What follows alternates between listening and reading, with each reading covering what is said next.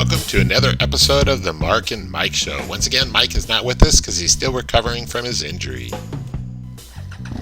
So on this ride, I'm going to take my brand new 2016 BMW R1200 GS Adventure off-road riding. We're going to go to the Upper Nestucca OHV area in Oregon, which is where we usually ride our dirt bikes, but I'm going to take the BMW up there. It takes about an hour of freeway or kind of back roads here, a beautiful back roads ride to get out there. We're heading to those mountains there, and you can see them in the distance, so it's quite a ride through some little towns, and it's really a fun ride on the BMW. The BMW actually handles twisties a whole lot better than I thought it would. I was really impressed with how well the BMW handled the twisties. So after about an hour and 20 minutes of riding on the pavement, I made the turn off to the dirt. And this is actually the first time I've had the bike in the dirt.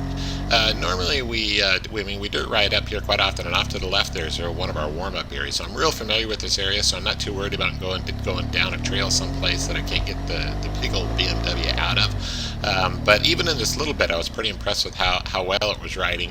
Although I realized right about here that I couldn't really see because the windscreen was too high. Luckily, you can turn that knob and lower the windscreen down. I've also got full pressure in the tires, and I hadn't changed it yet to dirt mode. I'm still in dynamic mode. So I come down here and took a little break, and then took it for its first dirt ride. So here we are, first ride with the BMW. Or first off-road, I should say. I've had it for almost 2 weeks, and finally got it up here. Don't know really how it feels yet, because so far all I've done is the short little road to get here, so we will see. So one cool option that is on this bike is the rear brake has a little flip down little dealie there that lifts the brake a little bit, so that when you're riding off-road and you're standing, the brake is adjusted up a little bit. And honestly, when I was sitting, it felt more like a dirt bike, so it felt really comfortable. I was really impressed with that. So here I am trying to figure out how to get it into dirt mode. I'm looking on the left, couldn't remember how to do it. It's on the right, and so I changed it from road to enduro, which adjusts the anti-lock brakes and the throttle and a bunch of suspension too. I'll later learn. And now I'm trying to get the GPS set. All right, so here we go.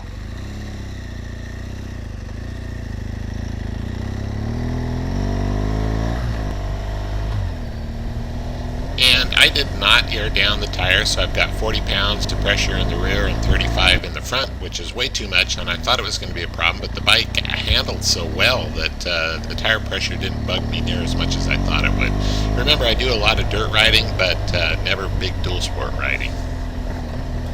Feels really weird. I think I'm just not used to having such a heavy bike off-road.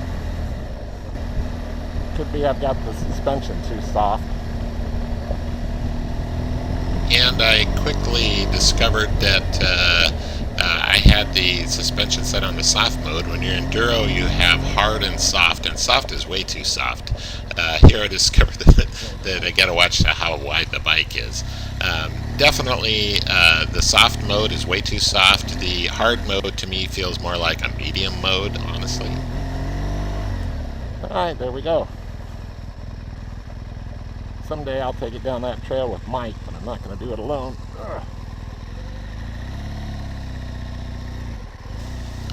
And this is where I learned that this big old bike is kind of a hassle to turn around on a tight trail. And it's not tight here, but there's a few other places where I tried turning around where it was kind of tight.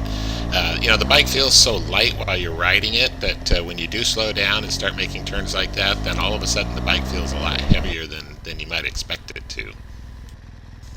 And my big fear for this ride was getting stuck in a mud puddle.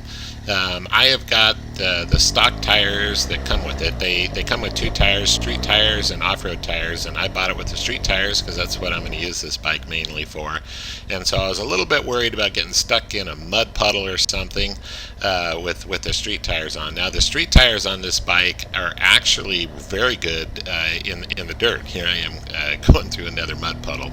It's pretty dry up here, but still quite a few puddles. So here I finally came to more of a gravel road, which is, I think a little bit more for what most people would use these bikes for. And the bike was handled really well on a gravel road. I mean, it gives you a lot of feedback. You can really tell what you're doing. So here I am experimenting standing up for the first time, and the bike has a real natural. They've got it set up right now for a perfect dirt bike stance. So if you want to stand straight up, you're going to have to raise the bars a little bit. But if you like to stand with your butt poked out a little bit like you would on a dirt bike, it's set up perfect for that. And the thing that bugged me a little bit during this little section of the ride right here is how comfortable I felt, because it's actually a fairly steep downhill here, and I was a little worried about coming around a corner and running into somebody and not being able to get the bike stopped, because it felt a whole lot lighter than it is, which caused me to want to ride it a little bit too fast, I think. Yeah, the bike feels too good standing. It gives you too much confidence, because it's causing me to forget how heavy this thing is. And if you notice the right mirror flopping around a little bit, that's not because I crashed. I think the dealer, when they put the mirrors on, they just didn't tighten it up all the way, but there's like a lock nut, and it's so tight with the tiny little tools in the toolbox, I couldn't get it to undo. There's another mud puddle, so I couldn't tighten it up. So it's just flopping around for this whole ride, which is driving me crazy. But you can see this bike. I mean, I was just having so much fun. This was really a fun ride. So I pulled over here to take a little break and get a little bit of something to eat, and drank some water, and also took some pictures just to prove to everybody that I was up here, and was just really having a good time back on the road here. And you might notice the screen on the GPS changing quite a bit. You can rotate through the screens by bumping the jog dial. And what I noticed is while I was riding, I kept bumping the jog dial, causing the GPS screen to change. But you can see this bike handles really well. I mean, it's surprising how much it feels like a dirt bike. And much like a dirt bike, when it starts getting a little bit out of, like you feel like you're going to dump it, you just gas it and it goes. I mean, it was fun. I mean, the bike handles amazingly well for being so heavy. So here we are. This is the staging area that Mike and I would normally park at when we trailer up with the dirt bikes. And here we are early in the morning, or not early, I mean by now it's close to noon, and you can see there's only one other truck up here. I mean, it's surprising how few people use this riding area for as nice as it is. But you can see the bike is just so much fun. I was starting to get pretty used to it here. So here I hop back on the road and headed back down to one of the other areas where I could hit some more dirt trails before heading home.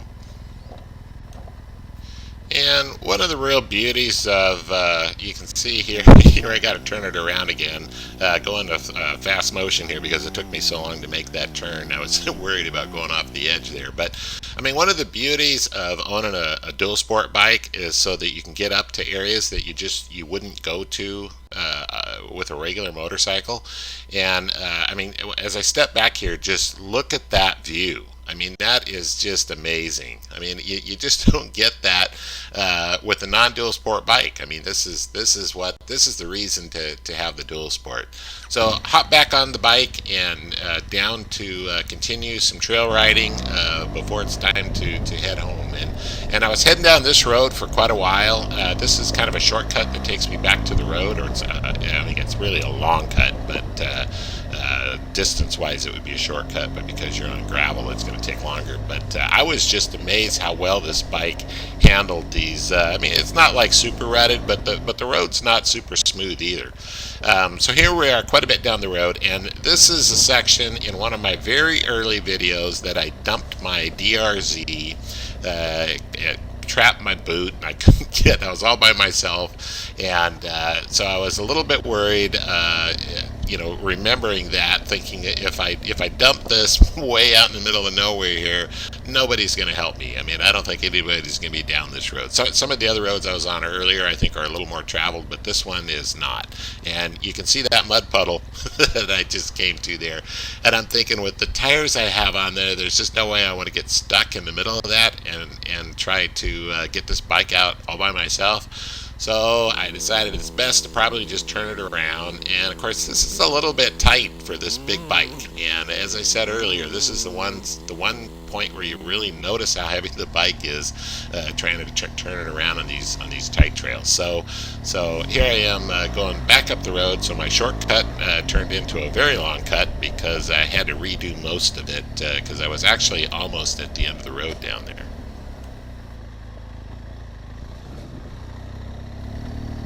And don't forget, I've got the street tires on here.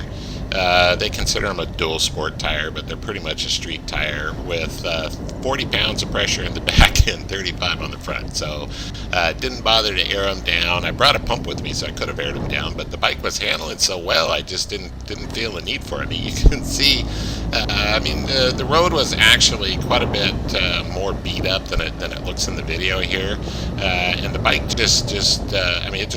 it's amazing how well it handles, especially when you're standing. I mean, when you're standing on this bike and riding, it feels lighter than I think my KLR actually feels when I'm riding it.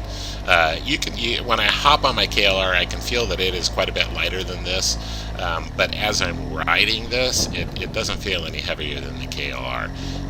It's just amazing how well this bike handles off-road. I mean, BMW definitely they have figured out what you need to do to make a dual sport bike handle well in these off-road, or whatever you want to call this. I don't know if it's really off-road, but conditions here. So for the remainder of this video, I'm going to show you an uncut clip here. We're not going to edit any of this. And just to kind of give you an idea of how well this bike handles. Remember, this is my first time out on this bike. Like I said, the tires aren't great, but the bike's got the electronic suspension, which actually works very well. I've got it on the hard setting, Enduro, not the Enduro Pro here. And I've got as far as the preload, I've got it set for just one rider. And the bike is it's amazing. I mean, there's a reason, I guess, why BMW can charge so frickin' much for these things, because they've done their research. So anyhow, first ride, first impressions. This is an amazing bike. I had a lot more fun than I thought I would. I didn't expect to get this far off-road or to be going this fast all by myself without anybody out here. Or I don't have my riding boots on. I don't have the gear on that I would normally wear. I'm just riding with street gear here there. So it shows you the confidence that this bike inspires off-road.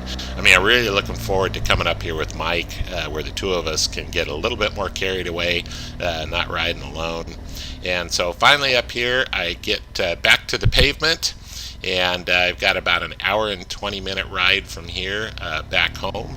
And but of course, it's all fun, twisty roads, which this bike loves. So anyhow, thanks for watching.